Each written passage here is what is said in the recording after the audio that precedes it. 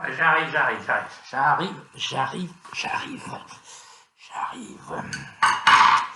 Eh oui.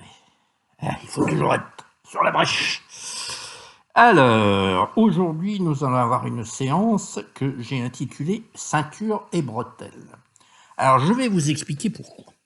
En effet, vous savez que la bretelle est un accessoire de mode extrêmement raffiné, qui est d'ailleurs porté par les hommes les plus élégants, éventuellement les femmes aussi d'ailleurs. Il est en général recommandé de ne pas avoir une ceinture en même temps que les bretelles. J'ai trouvé un site que je vous recommande qui s'intitule jamaisvulgaire.com et la règle élémentaire est celle-ci: bretelles ou ceinture, jamais les deux, parce que c'est franchement moche et que ça va alourdir votre tenue sans arranger le maintien du pantalon pour autant. Certes. Cela étant, en procédure civile, moi, je vous conseille la ceinture et les bretelles. Autrement dit, une espèce de principe de précaution qui, vous verrez, ne peut pas faire de mal. Quelquefois, ça occasionne quelques frais supplémentaires parce qu'on va faire des actes en plus, et des actes qui peut-être ne serviront à rien. Mais. Bon, prudence. Donc, je vous propose deux choses, c'est multiplier les assignations, ça va pas plaire à Mathias Murbach, mais je fais exprès, et d'autre part, multiplier les régularisations.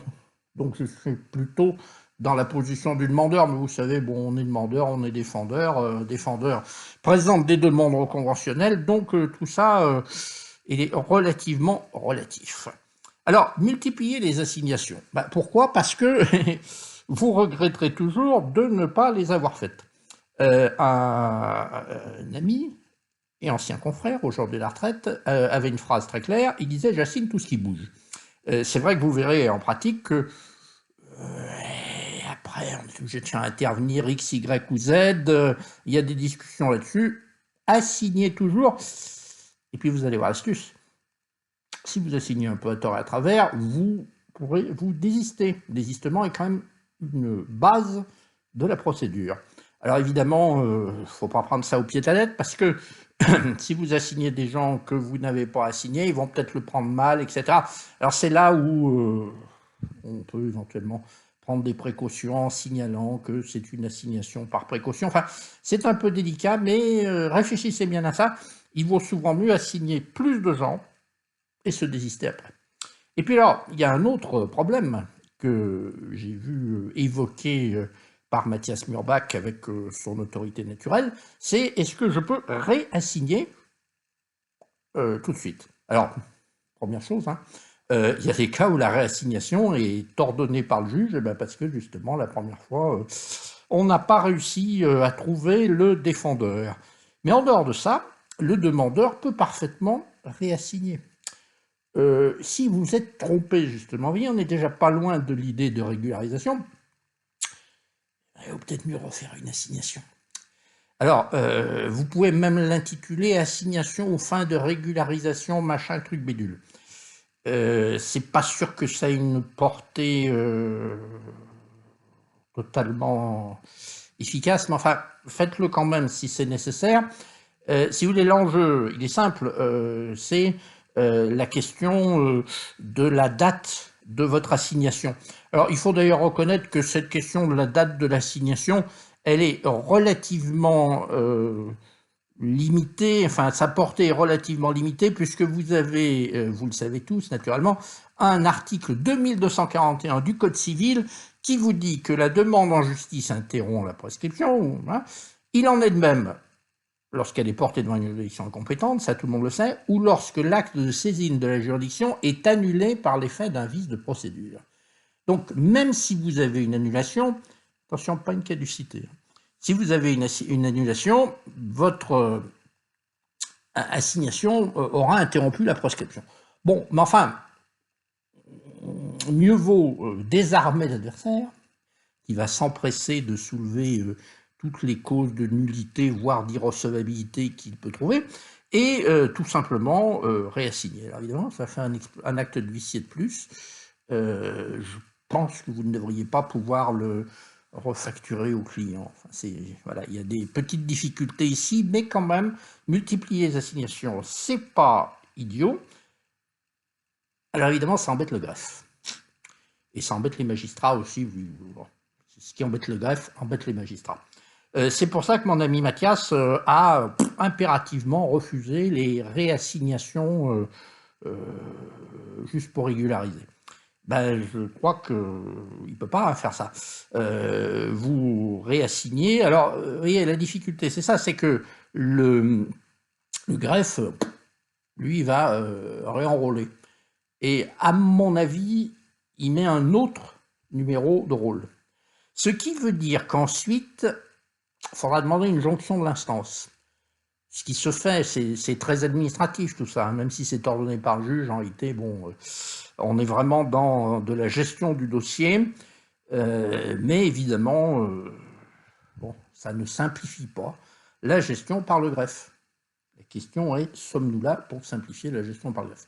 Un peu quand même, il ne faut pas faire la mauvaise tête, mais la défense de votre client, bah, c'est que, c'est un peu idiot, mais si vous êtes planté, il vaut mieux refaire une assignation que vous pouvez intituler aux fins de régularisation. Bon, si vous êtes encore dans le délai de prescription, et normalement ça va être le cas, à la limite, la date de l'assignation, j'en fiche un peu, vous voyez. Mais bon, de toute façon, il vaut mieux faire des assignations pas nulles. Hein, il faut être bien clair. Surtout que quand vous avez des clients qui regardent, plutôt des entreprises, des particuliers, des gens à qui vous soumettez l'assignation, éventuellement le directeur juridique d'une entreprise, il n'est pas content si vous avez fait une assignation qui est nulle.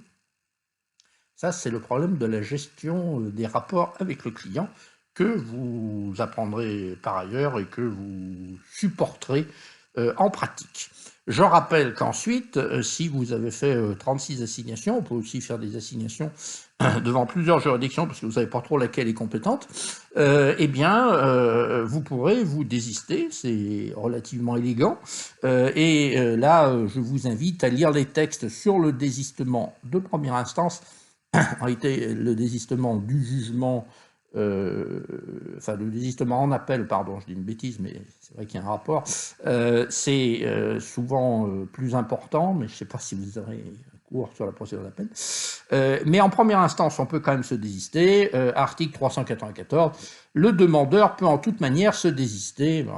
Et le désistement, normalement, nécessite l'acceptation du défendeur, parce que vous l'avez dérangé quand même, bon, il a peut-être envie que le procès aille jusqu'à son terme, mais cette acceptation n'est pas nécessaire tant qu'il n'a présenté aucune défense au fond ou fin de le recevoir au moment du désistement. Donc on dit, si vous désistez vite, il n'y a pas de réserve. Il n'y a pas de réserve. Justement, c'est un lapsus.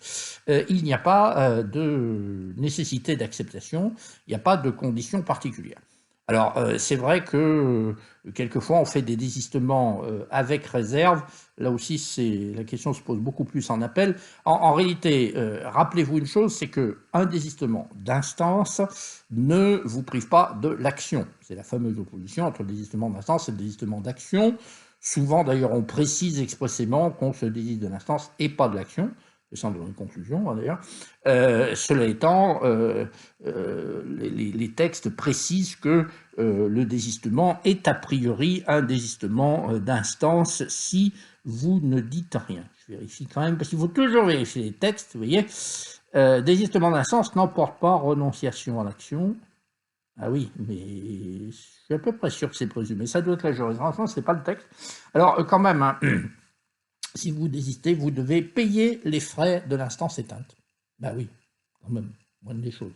Mais ça dépend de l'importance du procès, ça dépend de tout ça. Et puis ça dépend aussi de votre stratégie que, si possible, il faut élaborer avec l'accord du client. Enfin, pas si possible. Ça dépend si le client est capable de comprendre ou pas. Enfin, il faut lui expliquer de toute façon. Mais dans certains cas, il faut que vous preniez une décision. C'est toute la difficulté du métier, hein, d'ailleurs. Ça. Donc, voilà la première idée. Désolé Mathias, mais multiplier les assignations, ça peut être utile. Deuxième chose, j'intitule ça « Multiplier les régularisations ». Pourquoi? Parce que vous avez effectivement des moyens de défense procéduraux, on va dire, qui vous seront balancés à la figure par votre adversaire, le défendeur. Ces moyens de défense, c'est principalement, bon, c'est les exceptions, ça c'est pas principalement, c'est vraiment les exceptions et les fins de non-recevoir. Et dans les exceptions, il y a les exceptions de nullité. Alors naturellement, vous avez appris, et ça n'a pas trop changé, qu'il y a des exceptions de nullité pour vice de forme et des exceptions de nullité pour vice de fond. Alors, les exceptions de nullité pour vice de forme, hein, vous en rappelez, il faut qu'elles fassent grief. Alors évidemment, l'adversaire va dire il n'a rien compris. Bon, les juges n'apprécient pas énormément ces moyens de défense. Donc, n'ayez pas trop peur des vices de forme. Cela étant, c'est ce que je vous dirai après, autant régulariser. Ça ferme la bouche de l'adversaire, ce qui est quand même pas mal. Les nullités pour vices de fond, alors, vous vous souvenez peut-être de ça, c'est assez compliqué.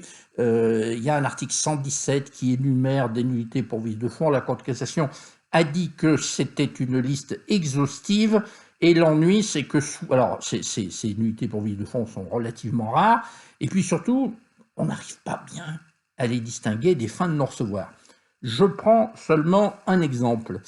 Nullité pour vice de fond, le défaut de capacité en justice ou le défaut de pouvoir. Je vais ensuite dans les fins de non-recevoir. Article 122 constitue une fin de non-recevoir le défaut de qualité, le défaut d'intérêt.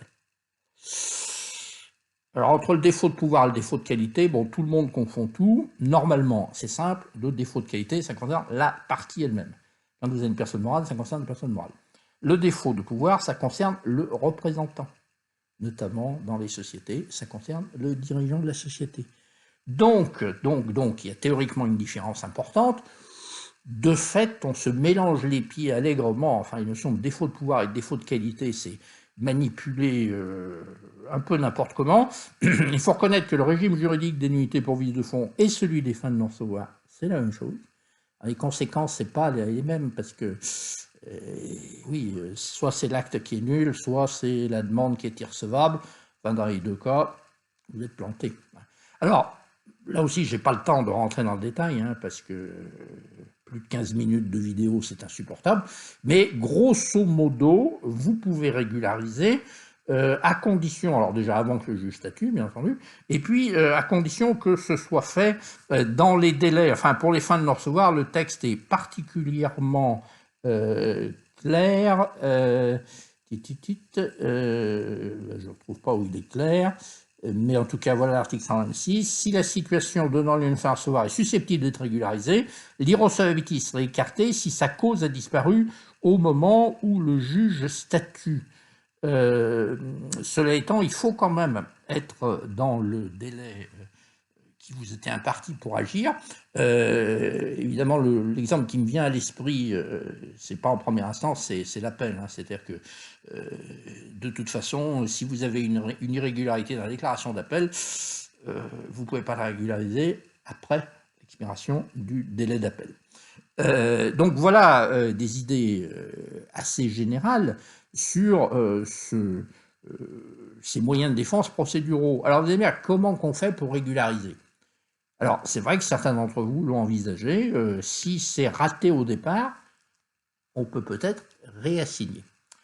On peut aussi, assez souvent, régulariser dans les conclusions. Donc, à vous de voir, parce qu'effectivement, réassigner, c'est plus lourd. Les gens qu'on appelle les huissiers de justice qui vont prendre de l'argent à cette occasion, alors que les conclusions, c'est plus simple. Voilà, c'est ça la tactique procédurale, c'est-à-dire qu'est-ce que je fais? Est-ce que je prends la ceinture et les bretelles? Ça, plutôt mon tempérament à moi. Est-ce que je tente le coup en disant, bon, de toute manière, l'autre, il s'agite avec une nullité pour vice de forme, mais il n'arrivera pas à montrer le grief. Enfin, vous voyez, tout ça est un petit peu énervant parce que enfin c'est le jeu, hein, c'est un peu ce que disait notre excellent Jean-François Carlot en comparant la procédure civile avec le mille-bornes. Le but de l'adversaire, c'est de vous empêcher d'avancer. Que c'est ça qui fait progresser la justice, c'est une autre histoire. D'où l'irritation des magistrats et l'irritation de la Cour de cassation en face de ces moyens procéduraux qui pourtant sont nécessaires, car comme disait l'autre, la forme est la sœur jumelle de la liberté. Voilà, je vais maintenant vous laisser parce que je n'ai malheureusement pas pu trouver de masque, donc je vais m'en faire un moi-même. Je ne sais pas s'il m'isolera, mais il me tiendra chaud. Je vous souhaite une bonne soirée.